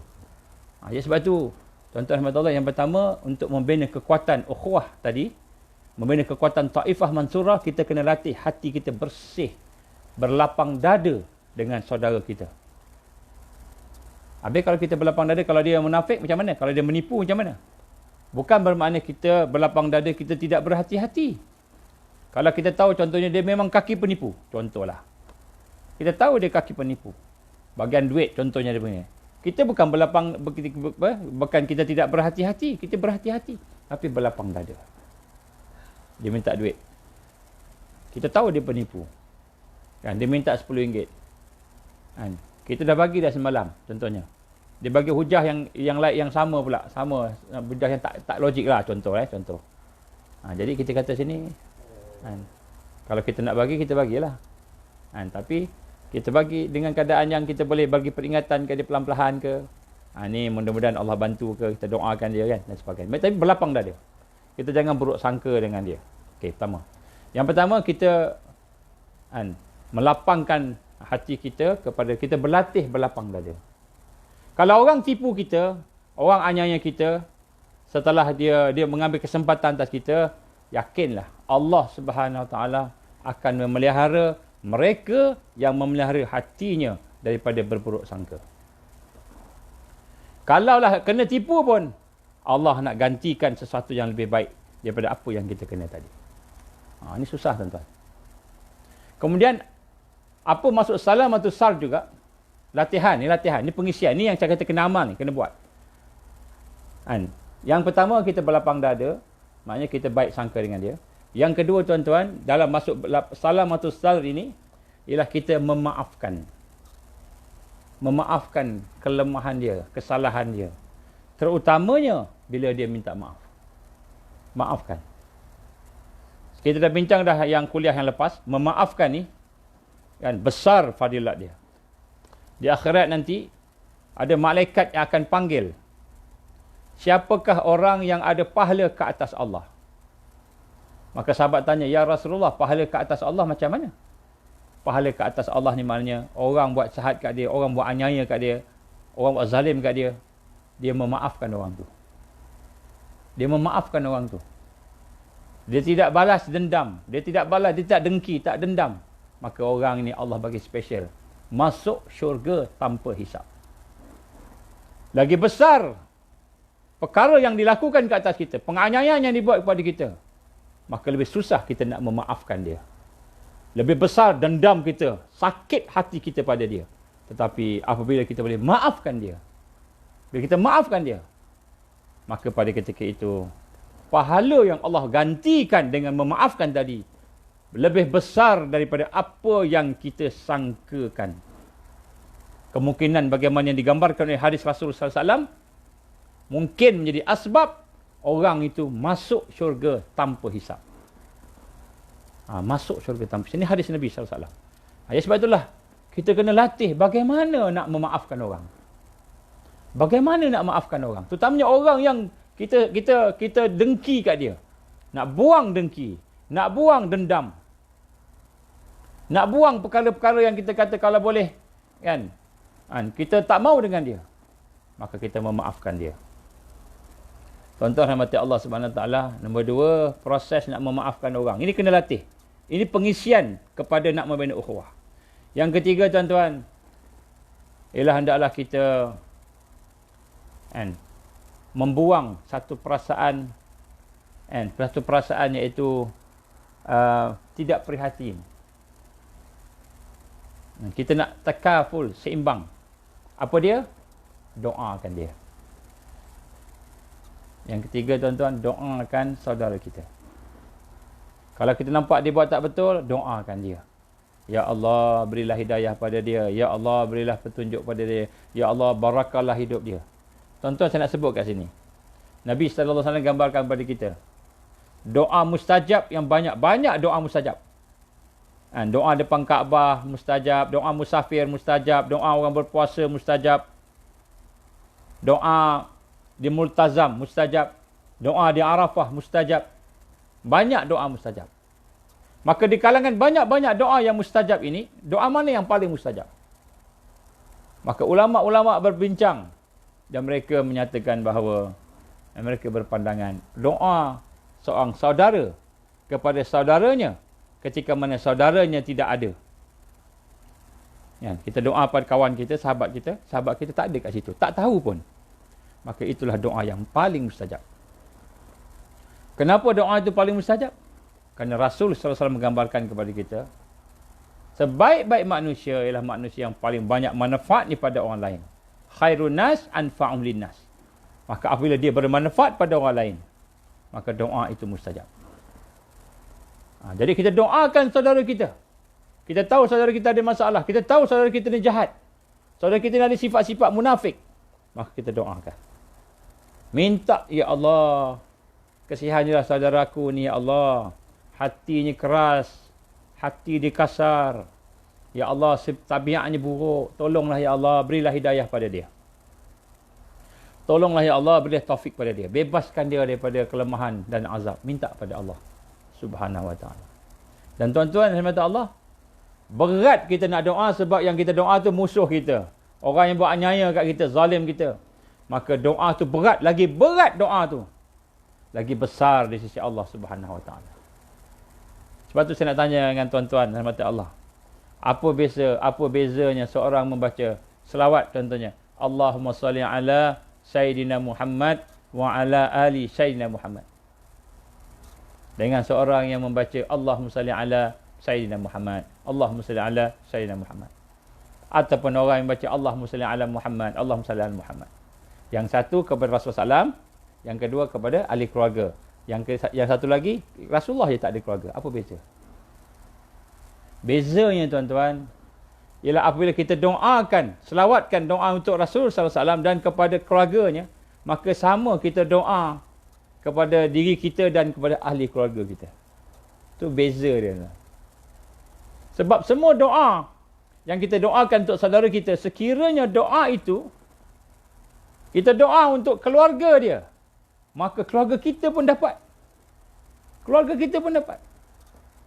Sebab tu jangan baca selawat pendek-pendek, baca selawat yang kita panjang. Contoh paling mudah contohnya, Allahumma salli ala Muhammad. Kalau tak nak Sayyidina pun boleh. Allahumma salli ala Sayyidina Muhammad wa ala ali Sayyidina Muhammad.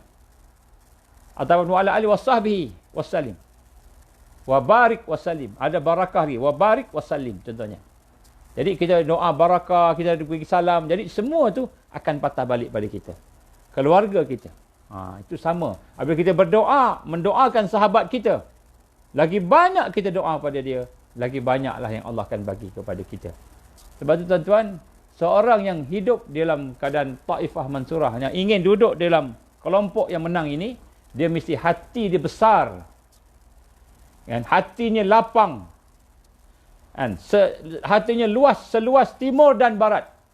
Maknanya dia punya toleransi dia punya kasih sayang dia seluas timur dan barat. Seluas timur dan barat. Tidak ada batas. Maknanya kalau orang tu buat salah, buat aniaya, buat zalim pada diri dia, maka pada ketika itu, kan, dia boleh memaafkan sebab kasih sayang dia, toleransi dia seluas timur dan barat. Kan? Orang tu buat salah baru 1 titik, 2 titik, 3 titik. Ini kita kata persiapan kita nak duduk dalam Taifah Mansurah. Maksudnya persiapan untuk kita ukhuwah, membina ukhuwah lillah fillah. Jadi kita pun mendoakan dia. Yang keempat tuan-tuan, yang keempat saya tak kira sebab saya tak ada nota ni. Yang keempat apa dia tuan-tuan? Yang keempat, jangan ada dalam hati kita berhajat atau berkehendak keburukan berlaku kepada dia, pada saudara kita. Kalau ada lah, kita rasa hati kalau boleh mudah-mudahan dia kena aksiden, mudah-mudahan Allah balas dia, mudah-mudahan kita niat aja, hajat buruk aja. Tadi bersangka buruk, hajat buruk. Kan, bersangka buruk ni ada satu cerita sebenarnya. Saya ingat Ibrahim bin Adham, kalau tak silap saya. Kan, satu ketika, kalau tak silap saya dia lah, kan. Nanti saya cek balik. Kan. Satu hari seorang tu datang, dia pakaian dia compang-camping. Pakaian compang-camping, badan kuat, minta sedekah. Hati dia buruk sangka dengan orang tu. Malam hari tu, dia nak sembahyang tahajud, tak boleh khusyuk. Teringatkan tadi, dan Allah bagi tak boleh khusyuk. Besok pun tak boleh khusyuk.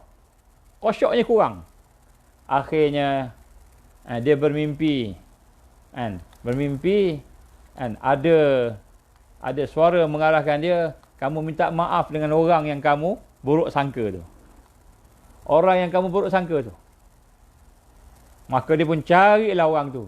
Cari, jumpa, nampak di tepi sungai. Tengah duduk buah pokok, tengah rehat-rehat baring-baring. Orang miskin tuan-tuan. Maka dia pun pergi ke bawah tu, sampai dia bagi salam. Ataupun orang tu bagi salam ke dia. Tak sempat cakap apa dia kata. Kan? Apa dia kata? Kan? Aku dah maafkan dah. aku dah maafkan kau dah, kata. Kan? Sesungguhnya dosa hati lebih cepat sampai kepada Allah daripada dosa fizikal. Maknanya dosa hati lebih parah daripada dosa fizikal. Buruk sangka kepada sahabat ni dosa tak tuan-tuan? Dosa. Dosa. Satu dosa.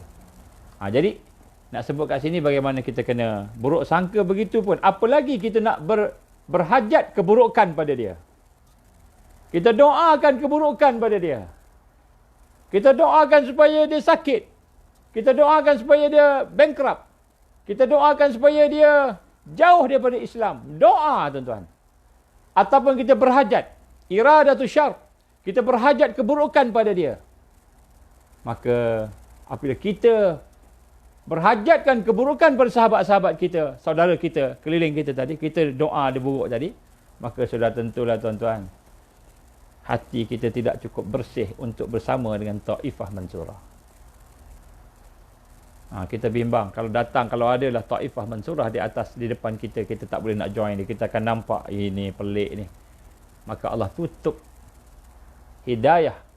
Allah tutup kebenaran yang ada pada mereka daripada kita. Kita melihat sesuatu yang buruk. Ini suatu benda yang kita bimbang. Sebab tu kita kena latih. Ini semua kena latihan, tuan. Sebab tu kita kena pelajari, tengok balik, senaraikan. Kita kena bukan saja baik sangka, bukan saja kita kena maafkan dia, bukan saja kita kena doakan dia, bukan saja kita kena, kalau boleh, tidak berhajatkan keburukan, tidak berkendakkan keburukan berlaku kepada dia. Kan? Yang lebih penting, lebih besar, tuan-tuan. Yang ini penting. Yang ini kita kena, kita kata, perkara yang kita kena letak dalam minda kita, dalam hati kita. Apa dia, tuan-tuan? Zulma ibad. Iaitu kita tidak sekali-kali berniat, berhajat, berfikir untuk menzalimi hamba Allah. Untuk menzalimi hamba Allah. Maknanya apa, tuan-tuan rahmati Allah Subhanahu Wa Taala? Kita kena ada dalam hati kita satu perasaan, dalam fikiran kita satu pemikiran, satu kesedaran, bahawa kita tak mau menzalimi orang lain. Kita nak ambil hak-hak dia, merampas hak-hak dia, kita ngumpat dia, kita fitnah dia, itu semua zalim. Kita menzalimi dia, kita buat jahat kat dia. Jadi apabila hati kita bersih, tiap-tiap malam, kita berdoa kepada Allah, ya Allah, ya Allah, jadikanlah hati aku ini bersih daripada perasaan nak menzalimkan saudara aku. Nak menzalimi saudara aku. Maka mudah-mudahan Allah masukkan kita dalam kategori mereka yang bersih jiwa-jiwanya sampai peringkat dia boleh menjadi sebagaimana sahabat-sahabat Rasulullah sallallahu alaihi wasallam al-isar ataupun al-asar, dia boleh apa? Dia boleh, al-isar ni dia mengutamakan sahabat dia lebih daripada diri dia. Lebih daripada diri dia. Jadi apabila kita dah sampai kepada peringkat al-isar tadi, maka itulah tahap sahabat-sahabat Rasul sallallahu alaihi wasallam menunjuk pada kita contoh tadi. Dengan sepenuh hati kita, dengan sepenuh pemikiran kita tadi, maka ketika itu Allah akan kenalkan kita. Allah akan dekatkan kita dengan orang-orang yang saleh, salihah. Orang-orang yang ada al-iman as-sadiq, iman yang benar. Dan Allah akan temukan kita dengan kumpulan-kumpulan Taifah Mansurah. Allah akan temukan kita dengan hati-hati yang bersih. Hati-hati yang kuat. Jadi sebab itu tuan-tuan rahmati Allah Subhanahu Wa Taala, kita kena latih jiwa kita ni supaya sentiasa berlaku baik dan tidak menzalimi sesama makhluk Allah, terutamanya manusia. Sama ada dia dari kalangan kawan-kawan kita yang kita respect di luar, ataupun pemimpin-pemimpin kita, imam ke, qadi ke, mufti ke, orang yang ada status, ataupun orang-orang biasa, ataupun kita kata orang-orang miskin, ataupun keluarga kita di bawah kita, mungkin anak kita, isteri kita, cucu kita, orang rendah daripada kita, ataupun pekerja kita, pembantu kita, semua manusia yang ada di sekeliling kita ini, sekiranya kita boleh memelihara hati kita untuk membina ikatan keadilan, kasih sayang, keseimbangan, untuk menolong mereka, tidak menzalimi mereka, maka tuan-tuan, sebenarnya kita memproses jiwa kita ni, disebut hablum minan nas, hubungan dengan manusia itu, maka kita sedang mendekati sifat-sifat taifah mansurah untuk mereka yang bersama-sama. Barulah Allah akan buka, kita akan nampak, kita akan kenal. Tiba-tiba kenal aja dengan orang yang baik-baik, tiba-tiba kenal dengan orang soleh-soleh, kenal aja. Pada masa yang sama kita kena berdoa dan minta kepada Allah Subhanahu Wa Taala. Ini persiapan-persiapan untuk kita membina kekuatan diri kita supaya boleh bersama-sama dengan kelompok yang menang di akhir zaman. Jadi ini bukan hanya sekadar kita dengan Allah, kita nak kena jaga. Tapi tuan-tuan rahmati Allah SWT, sekiranya kita meneruskan kehidupan kita dengan zikrullah, dengan kita kata berfikir tafakur, Allah akan mudahkan kita buat apa yang saya sebut tadi. Ini amalan-amalan yang kita kena buat, tuan-tuan. Baik. Saya nak bagi kepada tuan-tuan perempuan sekalian beberapa perkara yang insya-Allah tuan-tuan perempuan cuba buatlah. Ini amalan-amalan yang telah diminta oleh para ulama kita yang sempat saya berjumpa dengan mereka. Mereka minta kita buat. Ini berkaitan dengan saudara kita, sahabat kita. Jadi selain daripada perkara yang saya sebut tadi, 1, 2, 3, 4, 5 tadi, tuan-tuan rahmati Allah Subhanahu Wa Taala, ini amalan yang diminta buat. Ada juga hadis-hadis Rasulullah SAW sebagai dasarnya. Yang pertama, tuan-tuan, kita diminta oleh para ulama kita, ini berdasarkan hadis Rasulullah SAW juga, iaitu kita memohonkan keampunan kepada muslimin dan muslimat, mukminin dan mukminat, kalau boleh al-ahya'i minhum wal amwat. Kita minta supaya Allah ampunkan dosa muslimin dan muslimat, mukminin dan mukminat, dan juga yang masih hidup ataupun yang meninggal dunia. Kalau kita nak baca, kita nak bagi yang meninggal dunia pun boleh juga, ataupun sampai muslimin muslimat, mukminin mukminat pun boleh. Baik. Baca yang ini, tuan-tuan, minta pada Allah sekurang-kurangnya 27 kali. Allahumma ghfirli walil mu'minin wal mu'minat walil muslimin wal muslimat al-ahya'i minhum wal amwat. Allahumma ghfirli walil mu'minin wal mu'minat walil muslimin wal muslimat al-ahya'i minhum wal amwat. Allahumma ghfirli walil mu'minin wal mu'minat walil muslimin wal muslimat al-ahya'i minhum wal amwat. Ataupun Allahumma ghfirli walil mu'minin wal mu'minat wal muslimin wal muslimat. Allahumma ghfirli walil mu'minin wal mu'minat wal muslimin wal muslimat. Ataupun kita nak ubah sendiri pun boleh, nak ubah sikit pun tak apa. Yang penting maknanya apa? Ya Allah, ampunkanlah dosa aku. Ya Allah, ampunkanlah dosa orang-orang yang beriman, orang-orang iman laki-laki dan perempuan. Ampunkanlah dosa orang yang Islam laki-laki dan perempuan. Kalau nak tambah lagi, yang masih hidup atau yang meninggal dunia. Maknanya kalau yang meninggal dunia ni, semua yang meninggal dunia. Dan muslimin muslimat ni bukan manusia je, tuan-tuan, jin pun termasuk. Jin Islam laki-laki, jin Islam perempuan, jin Islam yang beriman, jin Islam yang perempuan yang beriman. Jadi digambarkan oleh para ulama yang ada, termasuk bagaimana dilaporkan dalam hadis Rasulullah SAW, kita bacalah 27 kali, sekurang-kurangnya 27 kali sehari. Dan kalau nak baca sebelum subuh ke, selepas subuh ke, sampai baca doa untuk minta ampun kepada orang-orang Islam yang ada di sekitar kita. Minta ampun. Maka kelebihannya banyak, tuan-tuan, tapi saya tak sebutlah kelebihan-kelebihan apa. Kita buat aja dengan hati kita berniat supaya ya Allah ampunkanlah mereka. Jadi bila Allah ampunkan mereka, maka Allah akan ampunkan dosa kita. Bayangkan ada berapa ramai muslimin muslimat seluruh dunia, maka setiap seorang tu akan dapat, kita akan dapat patah balik pahala itu. Tuan-tuan rahmati Allah SWT, mereka yang mengamalkan ini, yang boleh mengamalkan ini, maka antara kelebihannya yang digambarkan oleh para ulama yang mengkaji, ulama-ulama yang mengamalkan, yang melihat mungkin tanda-tanda yang Allah berikan kepada mereka, dan Allah SWT akan menjadikan orang itu sebagai asbab diangkat balak daripada kawasan itu. Contohnya kalau ada balak nak turun kawasan kita, oleh kerana kita minta ampun, menjadi asbab untuk balak tu diangkat oleh Allah. Wallahu a'lam. Nak sebut kat sini, adalah kelebihan-kelebihan dia yang Allah SWT akan bagi. Jadi sebab tu mulai daripada ini, jangan hanya setakat kita beristighfar untuk diri kita, tapi kita minta juga keampunan untuk orang lain. Ini nombor satu. Ini amalan yang kena buat, kalau boleh kita buat setiap hari lah.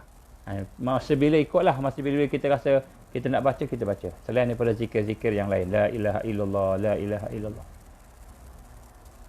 Kemudian yang kedua tuan-tuan, perkara yang kita kena amalkan kalau boleh sebelum tidur.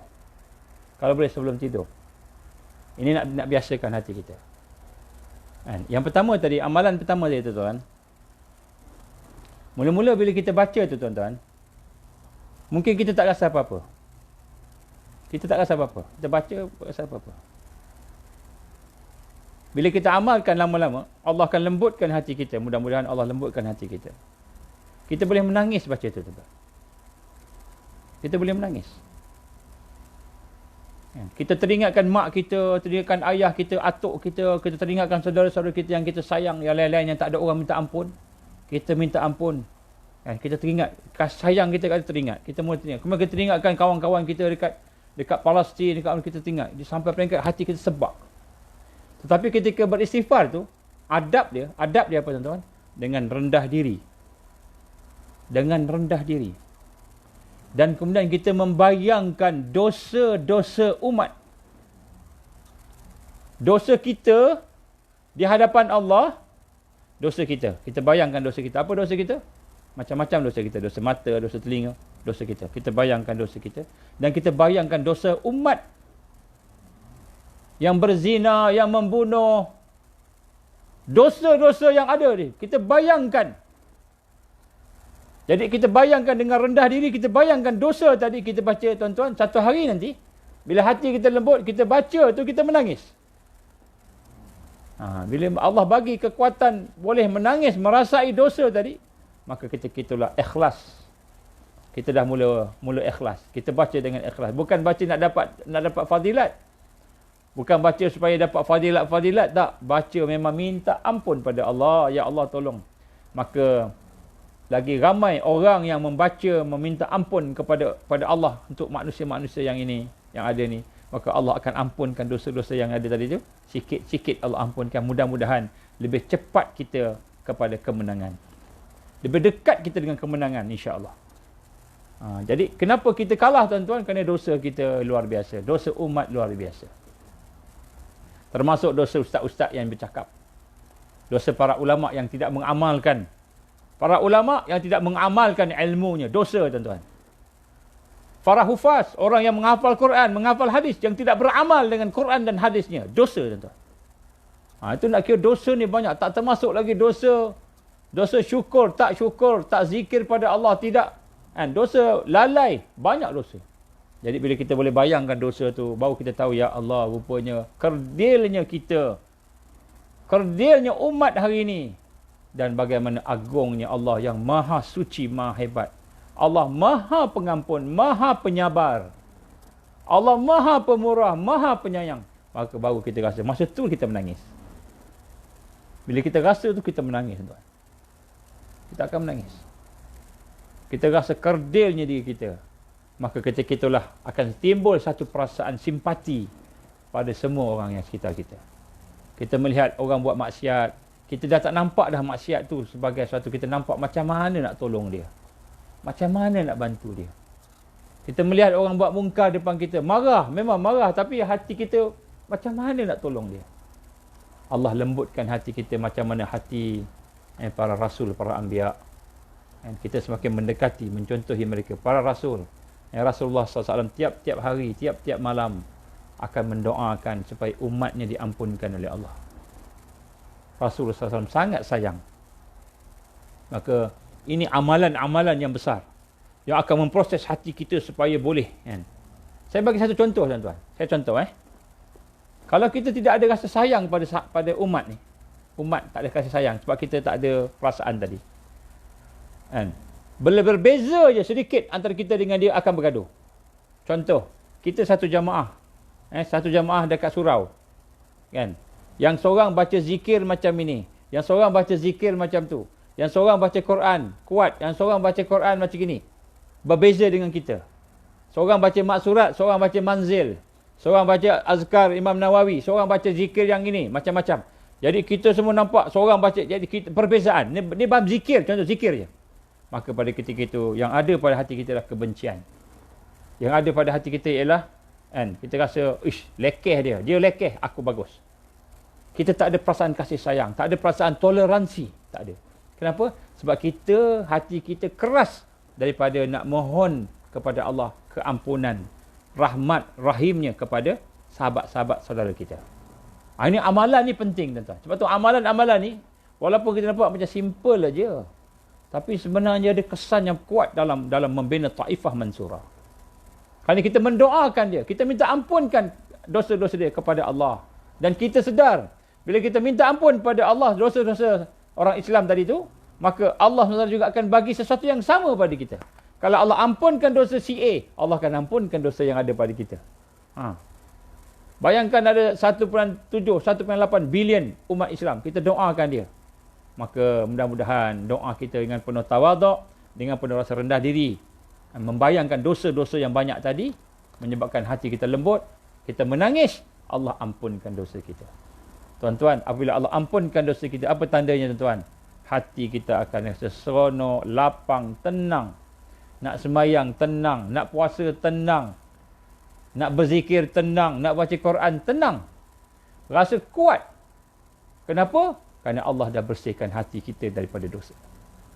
Kenapa kita susah nak semayang, payah nak bangun malam? Kerana dosa-dosa yang menghalang kita. Dosa-dosa yang menghantui, kan, kita kata, kan, sikap kita. Jadi itu kena buat, tuan-tuan. Baik, yang kedua nak sebut kat sini, yang kita kena buat, insya-Allah tuan-tuan, kalau boleh catatlah ya, sikit sebanyak. Tuan-tuan, ini sebagai pengisian kita. Sebelum tidur, selain kita baca doa sebagainya, kita niatkan dalam hati kita, ya Allah, ampunikanlah dosa aku. Ampunkanlah dosa orang Islam, kawan-kawan. Kemudian kita cuba bayangkan siapa yang kita tak suka. Anak kita yang buat dosa pada kita siang tadi. Anak kita cakap lebih, cakap tinggi suara dengan kita. Anak kita cakap kasar dengan kita, kita terasa hati. Jiran kita buat jahat kat kita, kita terasa hati. Kawan-kawan kita buat zalim kat kita, kita terasa hati. Sebelum tidur, teringat orang yang buat dosa pada kita.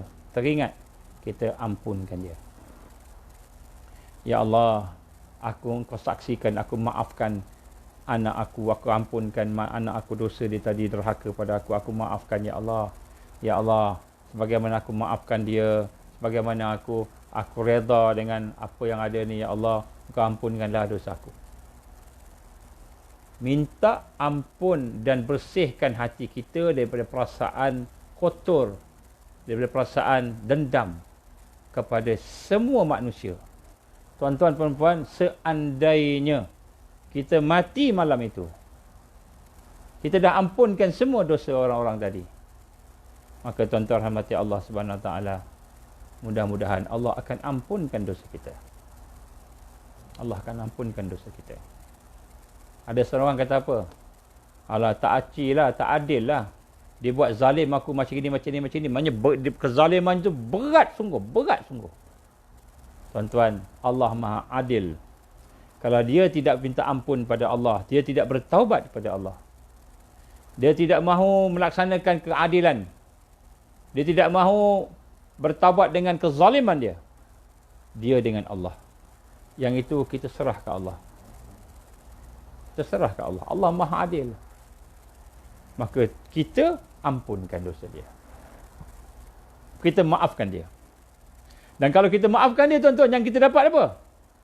Lagi besar kejahatan dia, kezaliman dia yang buat pada kita tadi, lagi besar rahmat Allah bagi pada kita sesuai dengan kezaliman dia. Subhanallah. Maha suci Allah daripada segala kelemahan. Kita yang lemah. Ini dua amalan, tuan-tuan, insya-Allah. InsyaAllah kita akan sambung nanti yang berkenaan dengan Taifah Mansurah ni. Saya akan cerita sikit ciri-ciri dia dan kemudian kita tengok macam mana dia punya pembinaan dia. Macam mana kita nak membina Taifah Mansurah. Tapi nak sebut kat sini sebagai permulaan, kita nak layakkan dulu diri kita. Nak layakkan diri kita untuk duduk bersama dengan orang-orang yang nak bangkit dan berjuang. Mesti ada sifat yang bersih antara kita dengan manusia. Bukan kita dengan Allah saja, kita dengan manusia. Jangan lagi berkeras, tuan-tuan. Kalau kita ada sifat baran, cepat panas, cepat barah, kan? Mintalah Allah SWT, buanglah sifat tu. Cepat, berkeras, keras, syadid dengan manusia sama Islam, syadid. Syadid sangat sampai kita jadi benci oleh orang. Sebab kita nak mengamalkan Islam sampai orang benci kita. Ada masalah di situ. Keras sangat kita. Suka bagi fatwa, suka macam-macam sehingga menyebabkan kita ni menjadi sumber kepada fitnah. Maka kita ubahlah. Mudah-mudahan Allah akan memberikan kita kekuatan duduk bersama dengan mereka yang akan bangkit, menang. Kelompok-kelompok menang Taifah Mansurah. InsyaAllah. Sebab dia bermula dengan ukhuwah. Dia bermula dengan persaudaraan. Dan ukhuwah bermula dengan hati yang diikat dengan iman. Hati yang diikat dengan akidah. Hati yang diproses tadi, yang sayang menyayangi dengan sebab dasarnya iman kepada Allah. Dan di situlah perkara yang tak ada. Hari ini yang tak ada, proses tak ada. Proses nak bina diri kita untuk berukhuwah tak ada. Sahabat banyak, saudara banyak. Saya sendiri tuan-tuan, saya bagi contoh lah, saya sendiri. Walaupun di Universiti Islam, dulu saya mengajar Universiti Islam, UIA. Banyak mereka yang nampak berkopiah, berjanggut. Kadang-kadang nampak warak tetapi hatinya dengki. Dengki tuan-tuan.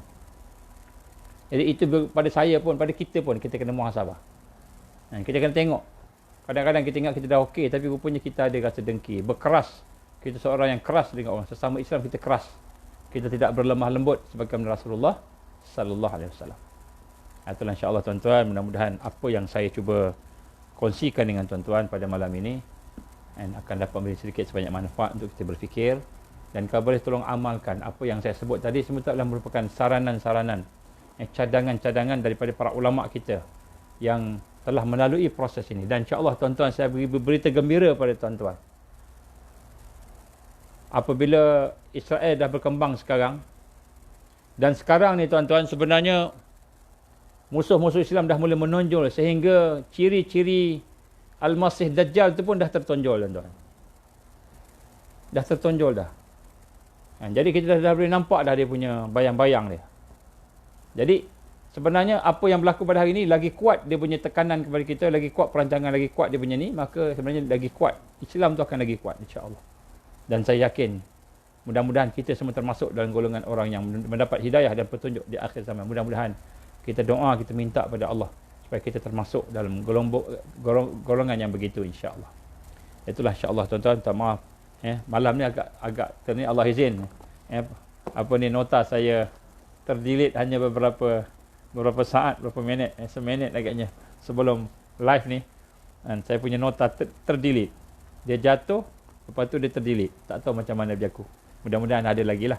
Jadi saya cek tengok dan tak ada. Jadi saya cakap dia agak kurang teratur. Saya dah susun tadi elok-elok tadi tu. Tapi Allah SWT maha penyusun. Dia suruh saya cakap apa yang saya boleh cakap. Jadi insya-Allah mudah-mudahan ada barakah. Tak banyak, sikit. Mudah-mudahan kita dapat sesuatu yang baik pada malam ini insya-Allah. Kita akan sambung hari Isnin malam. Isnin malam. InsyaAllah. Kalau tidak ada apa-apa, kita akan sambung Isnin malam untuk berbincang tentang sunnah yang wajib yang kedua sebagai solusi akhir zaman. Iaitu kita kena membina penyusunan Tanzim Taifah Mansurah. Membina Tanzim Taifah Mansurah. Iaitu kelompok yang akan menang. Macam mana nak bina tu? Kita akan bincang kemudian secara detail, tapi kita akan bincang secara umum dalam masa 1 atau 2 siri insya-Allah. Aku liqali hadza astaghfirullahalazim li wa lakum. Insya-Allah tuan-tuan kita baca doa Rabitah sama-sama. Allahumma salli ala sayyidina Muhammad wa ala alihi wa sahbihi baraka wasallam. A'udzubillahi minasyaitonir rajim. Bismillahirrahmanirrahim. Alhamdulillahirabbil alamin wassalatu wassalamu ala asyrafil anbiya'i wal mursalin wa ala alihi wa sahbihi ajma'in. Allahumma innaka ta'lam anna hadhihi alqulub qad istamat ala mahabbatik wa iltaqat ala ta'atik wa tawahadat ala da'watik wa tawahadat ala nasrati syari'atik. فواسك اللهم رابطتها وأدمتها واهدها سبلها واملأها بنورك الذي لا يخبو واشرح صدورها بفيض الإيمان بك وجمل التوكل عليك وأهيها بمعرفتك وأمتها على الشهادة في سبيلك يا الله إنك نعم المولى ونعم النصير اللهم انصر الإسلام والمسلمين والمستضعفين والمجاهدين في كل مكان وفي كل زمن. اللهم انصرنا على تارك الدعوة وتارك التربية وتارك الجهاد في سبيل الله. يا الله يا رحمن يا رحيم، اللهم اجعلنا من المؤمنين حقا، اللهم اجعلنا من المتقين حقا، اللهم اجعلنا من المحسنين حقا، اللهم اجعلنا من المقربين، اللهم اجعلنا من الواصلين، اللهم اجعلنا من العارفين، اللهم اجعلنا من المحبين، اللهم اجعلنا يا الله من الصديقين والشهداء والصالحين، اللهم اجعلنا من المهديين. ربنا أتمم لنا نورنا واغفر لنا إنك على كل شيء قدير. ربنا هب لنا من أزواجنا وذرياتنا قرة أعين واجعلنا للمتقين إماما. Ya Allah, Ya Rahman, Ya Rahim, ampunikan dosa kami, kedua ibu bapa kami, semua ahli keluarga kami, saudara-saudara kami. Ampunikanlah segala muslimin dan muslimat, mukminin dan mukminat yang masih hidup ataupun yang telah meninggal dunia. Ya Allah, Ya Rahman, Ya Rahim, bantulah kami, Ya Allah, untuk memperbaiki diri kami. Bantulah kami, Ya Allah, untuk meningkatkan diri kami. Bantulah kami, Ya Allah, untuk menghapuskan, menjauhkan segala dosa-dosa dan mungkar kami, segala rawasib jahiliyah, segala perkara-perkara menjadi perkara yang kau murkai yang ada dalam hidup kami, Ya Allah. Segala sikap kami yang buruk, segala hati-hati kami yang kotor, segala fikiran-fikiran kami yang tidur dan lalai. Ya Allah, Ya Rahman, Ya Rahim, bantulah kami untuk membina kekuatan, melayakkan kami bersama-sama dengan Al-Mahdiyin yang misali, bersama-sama dengan Taifah Mansurah, Ya Allah. Rabbana taqabbal du'aana innaka antas samiul alim, wa tub alaina ya Allah innaka antat tawwabur rahim. Wa sallallahu alaihi Muhammad wa ala alihi wa sahbihi baraka wa sallam. Subhana rabbika rabbil izzati amma yasifun. Wassalamu alal mursalin walhamdulillahi rabbil alamin. Subhanakallahumma bihamdika asyhadu an la ilaha illa anta astaghfiruka wa atubu ilaik. Bismillahirrahmanirrahim. Wal 'asr innal insana lafi khusr illa alladhina amanu wa 'amilus solihat wa tawassaw bil haqqi wa tawassaw bis sabr. Kita minta tolong buat share kepada yang lain, insya-Allah mudah-mudahan kawan-kawan kita dapat manfaat. Wabillahi taufiq wal hidayah. Assalamualaikum warahmatullahi wabarakatuh. Insya-Allah Isnin malam.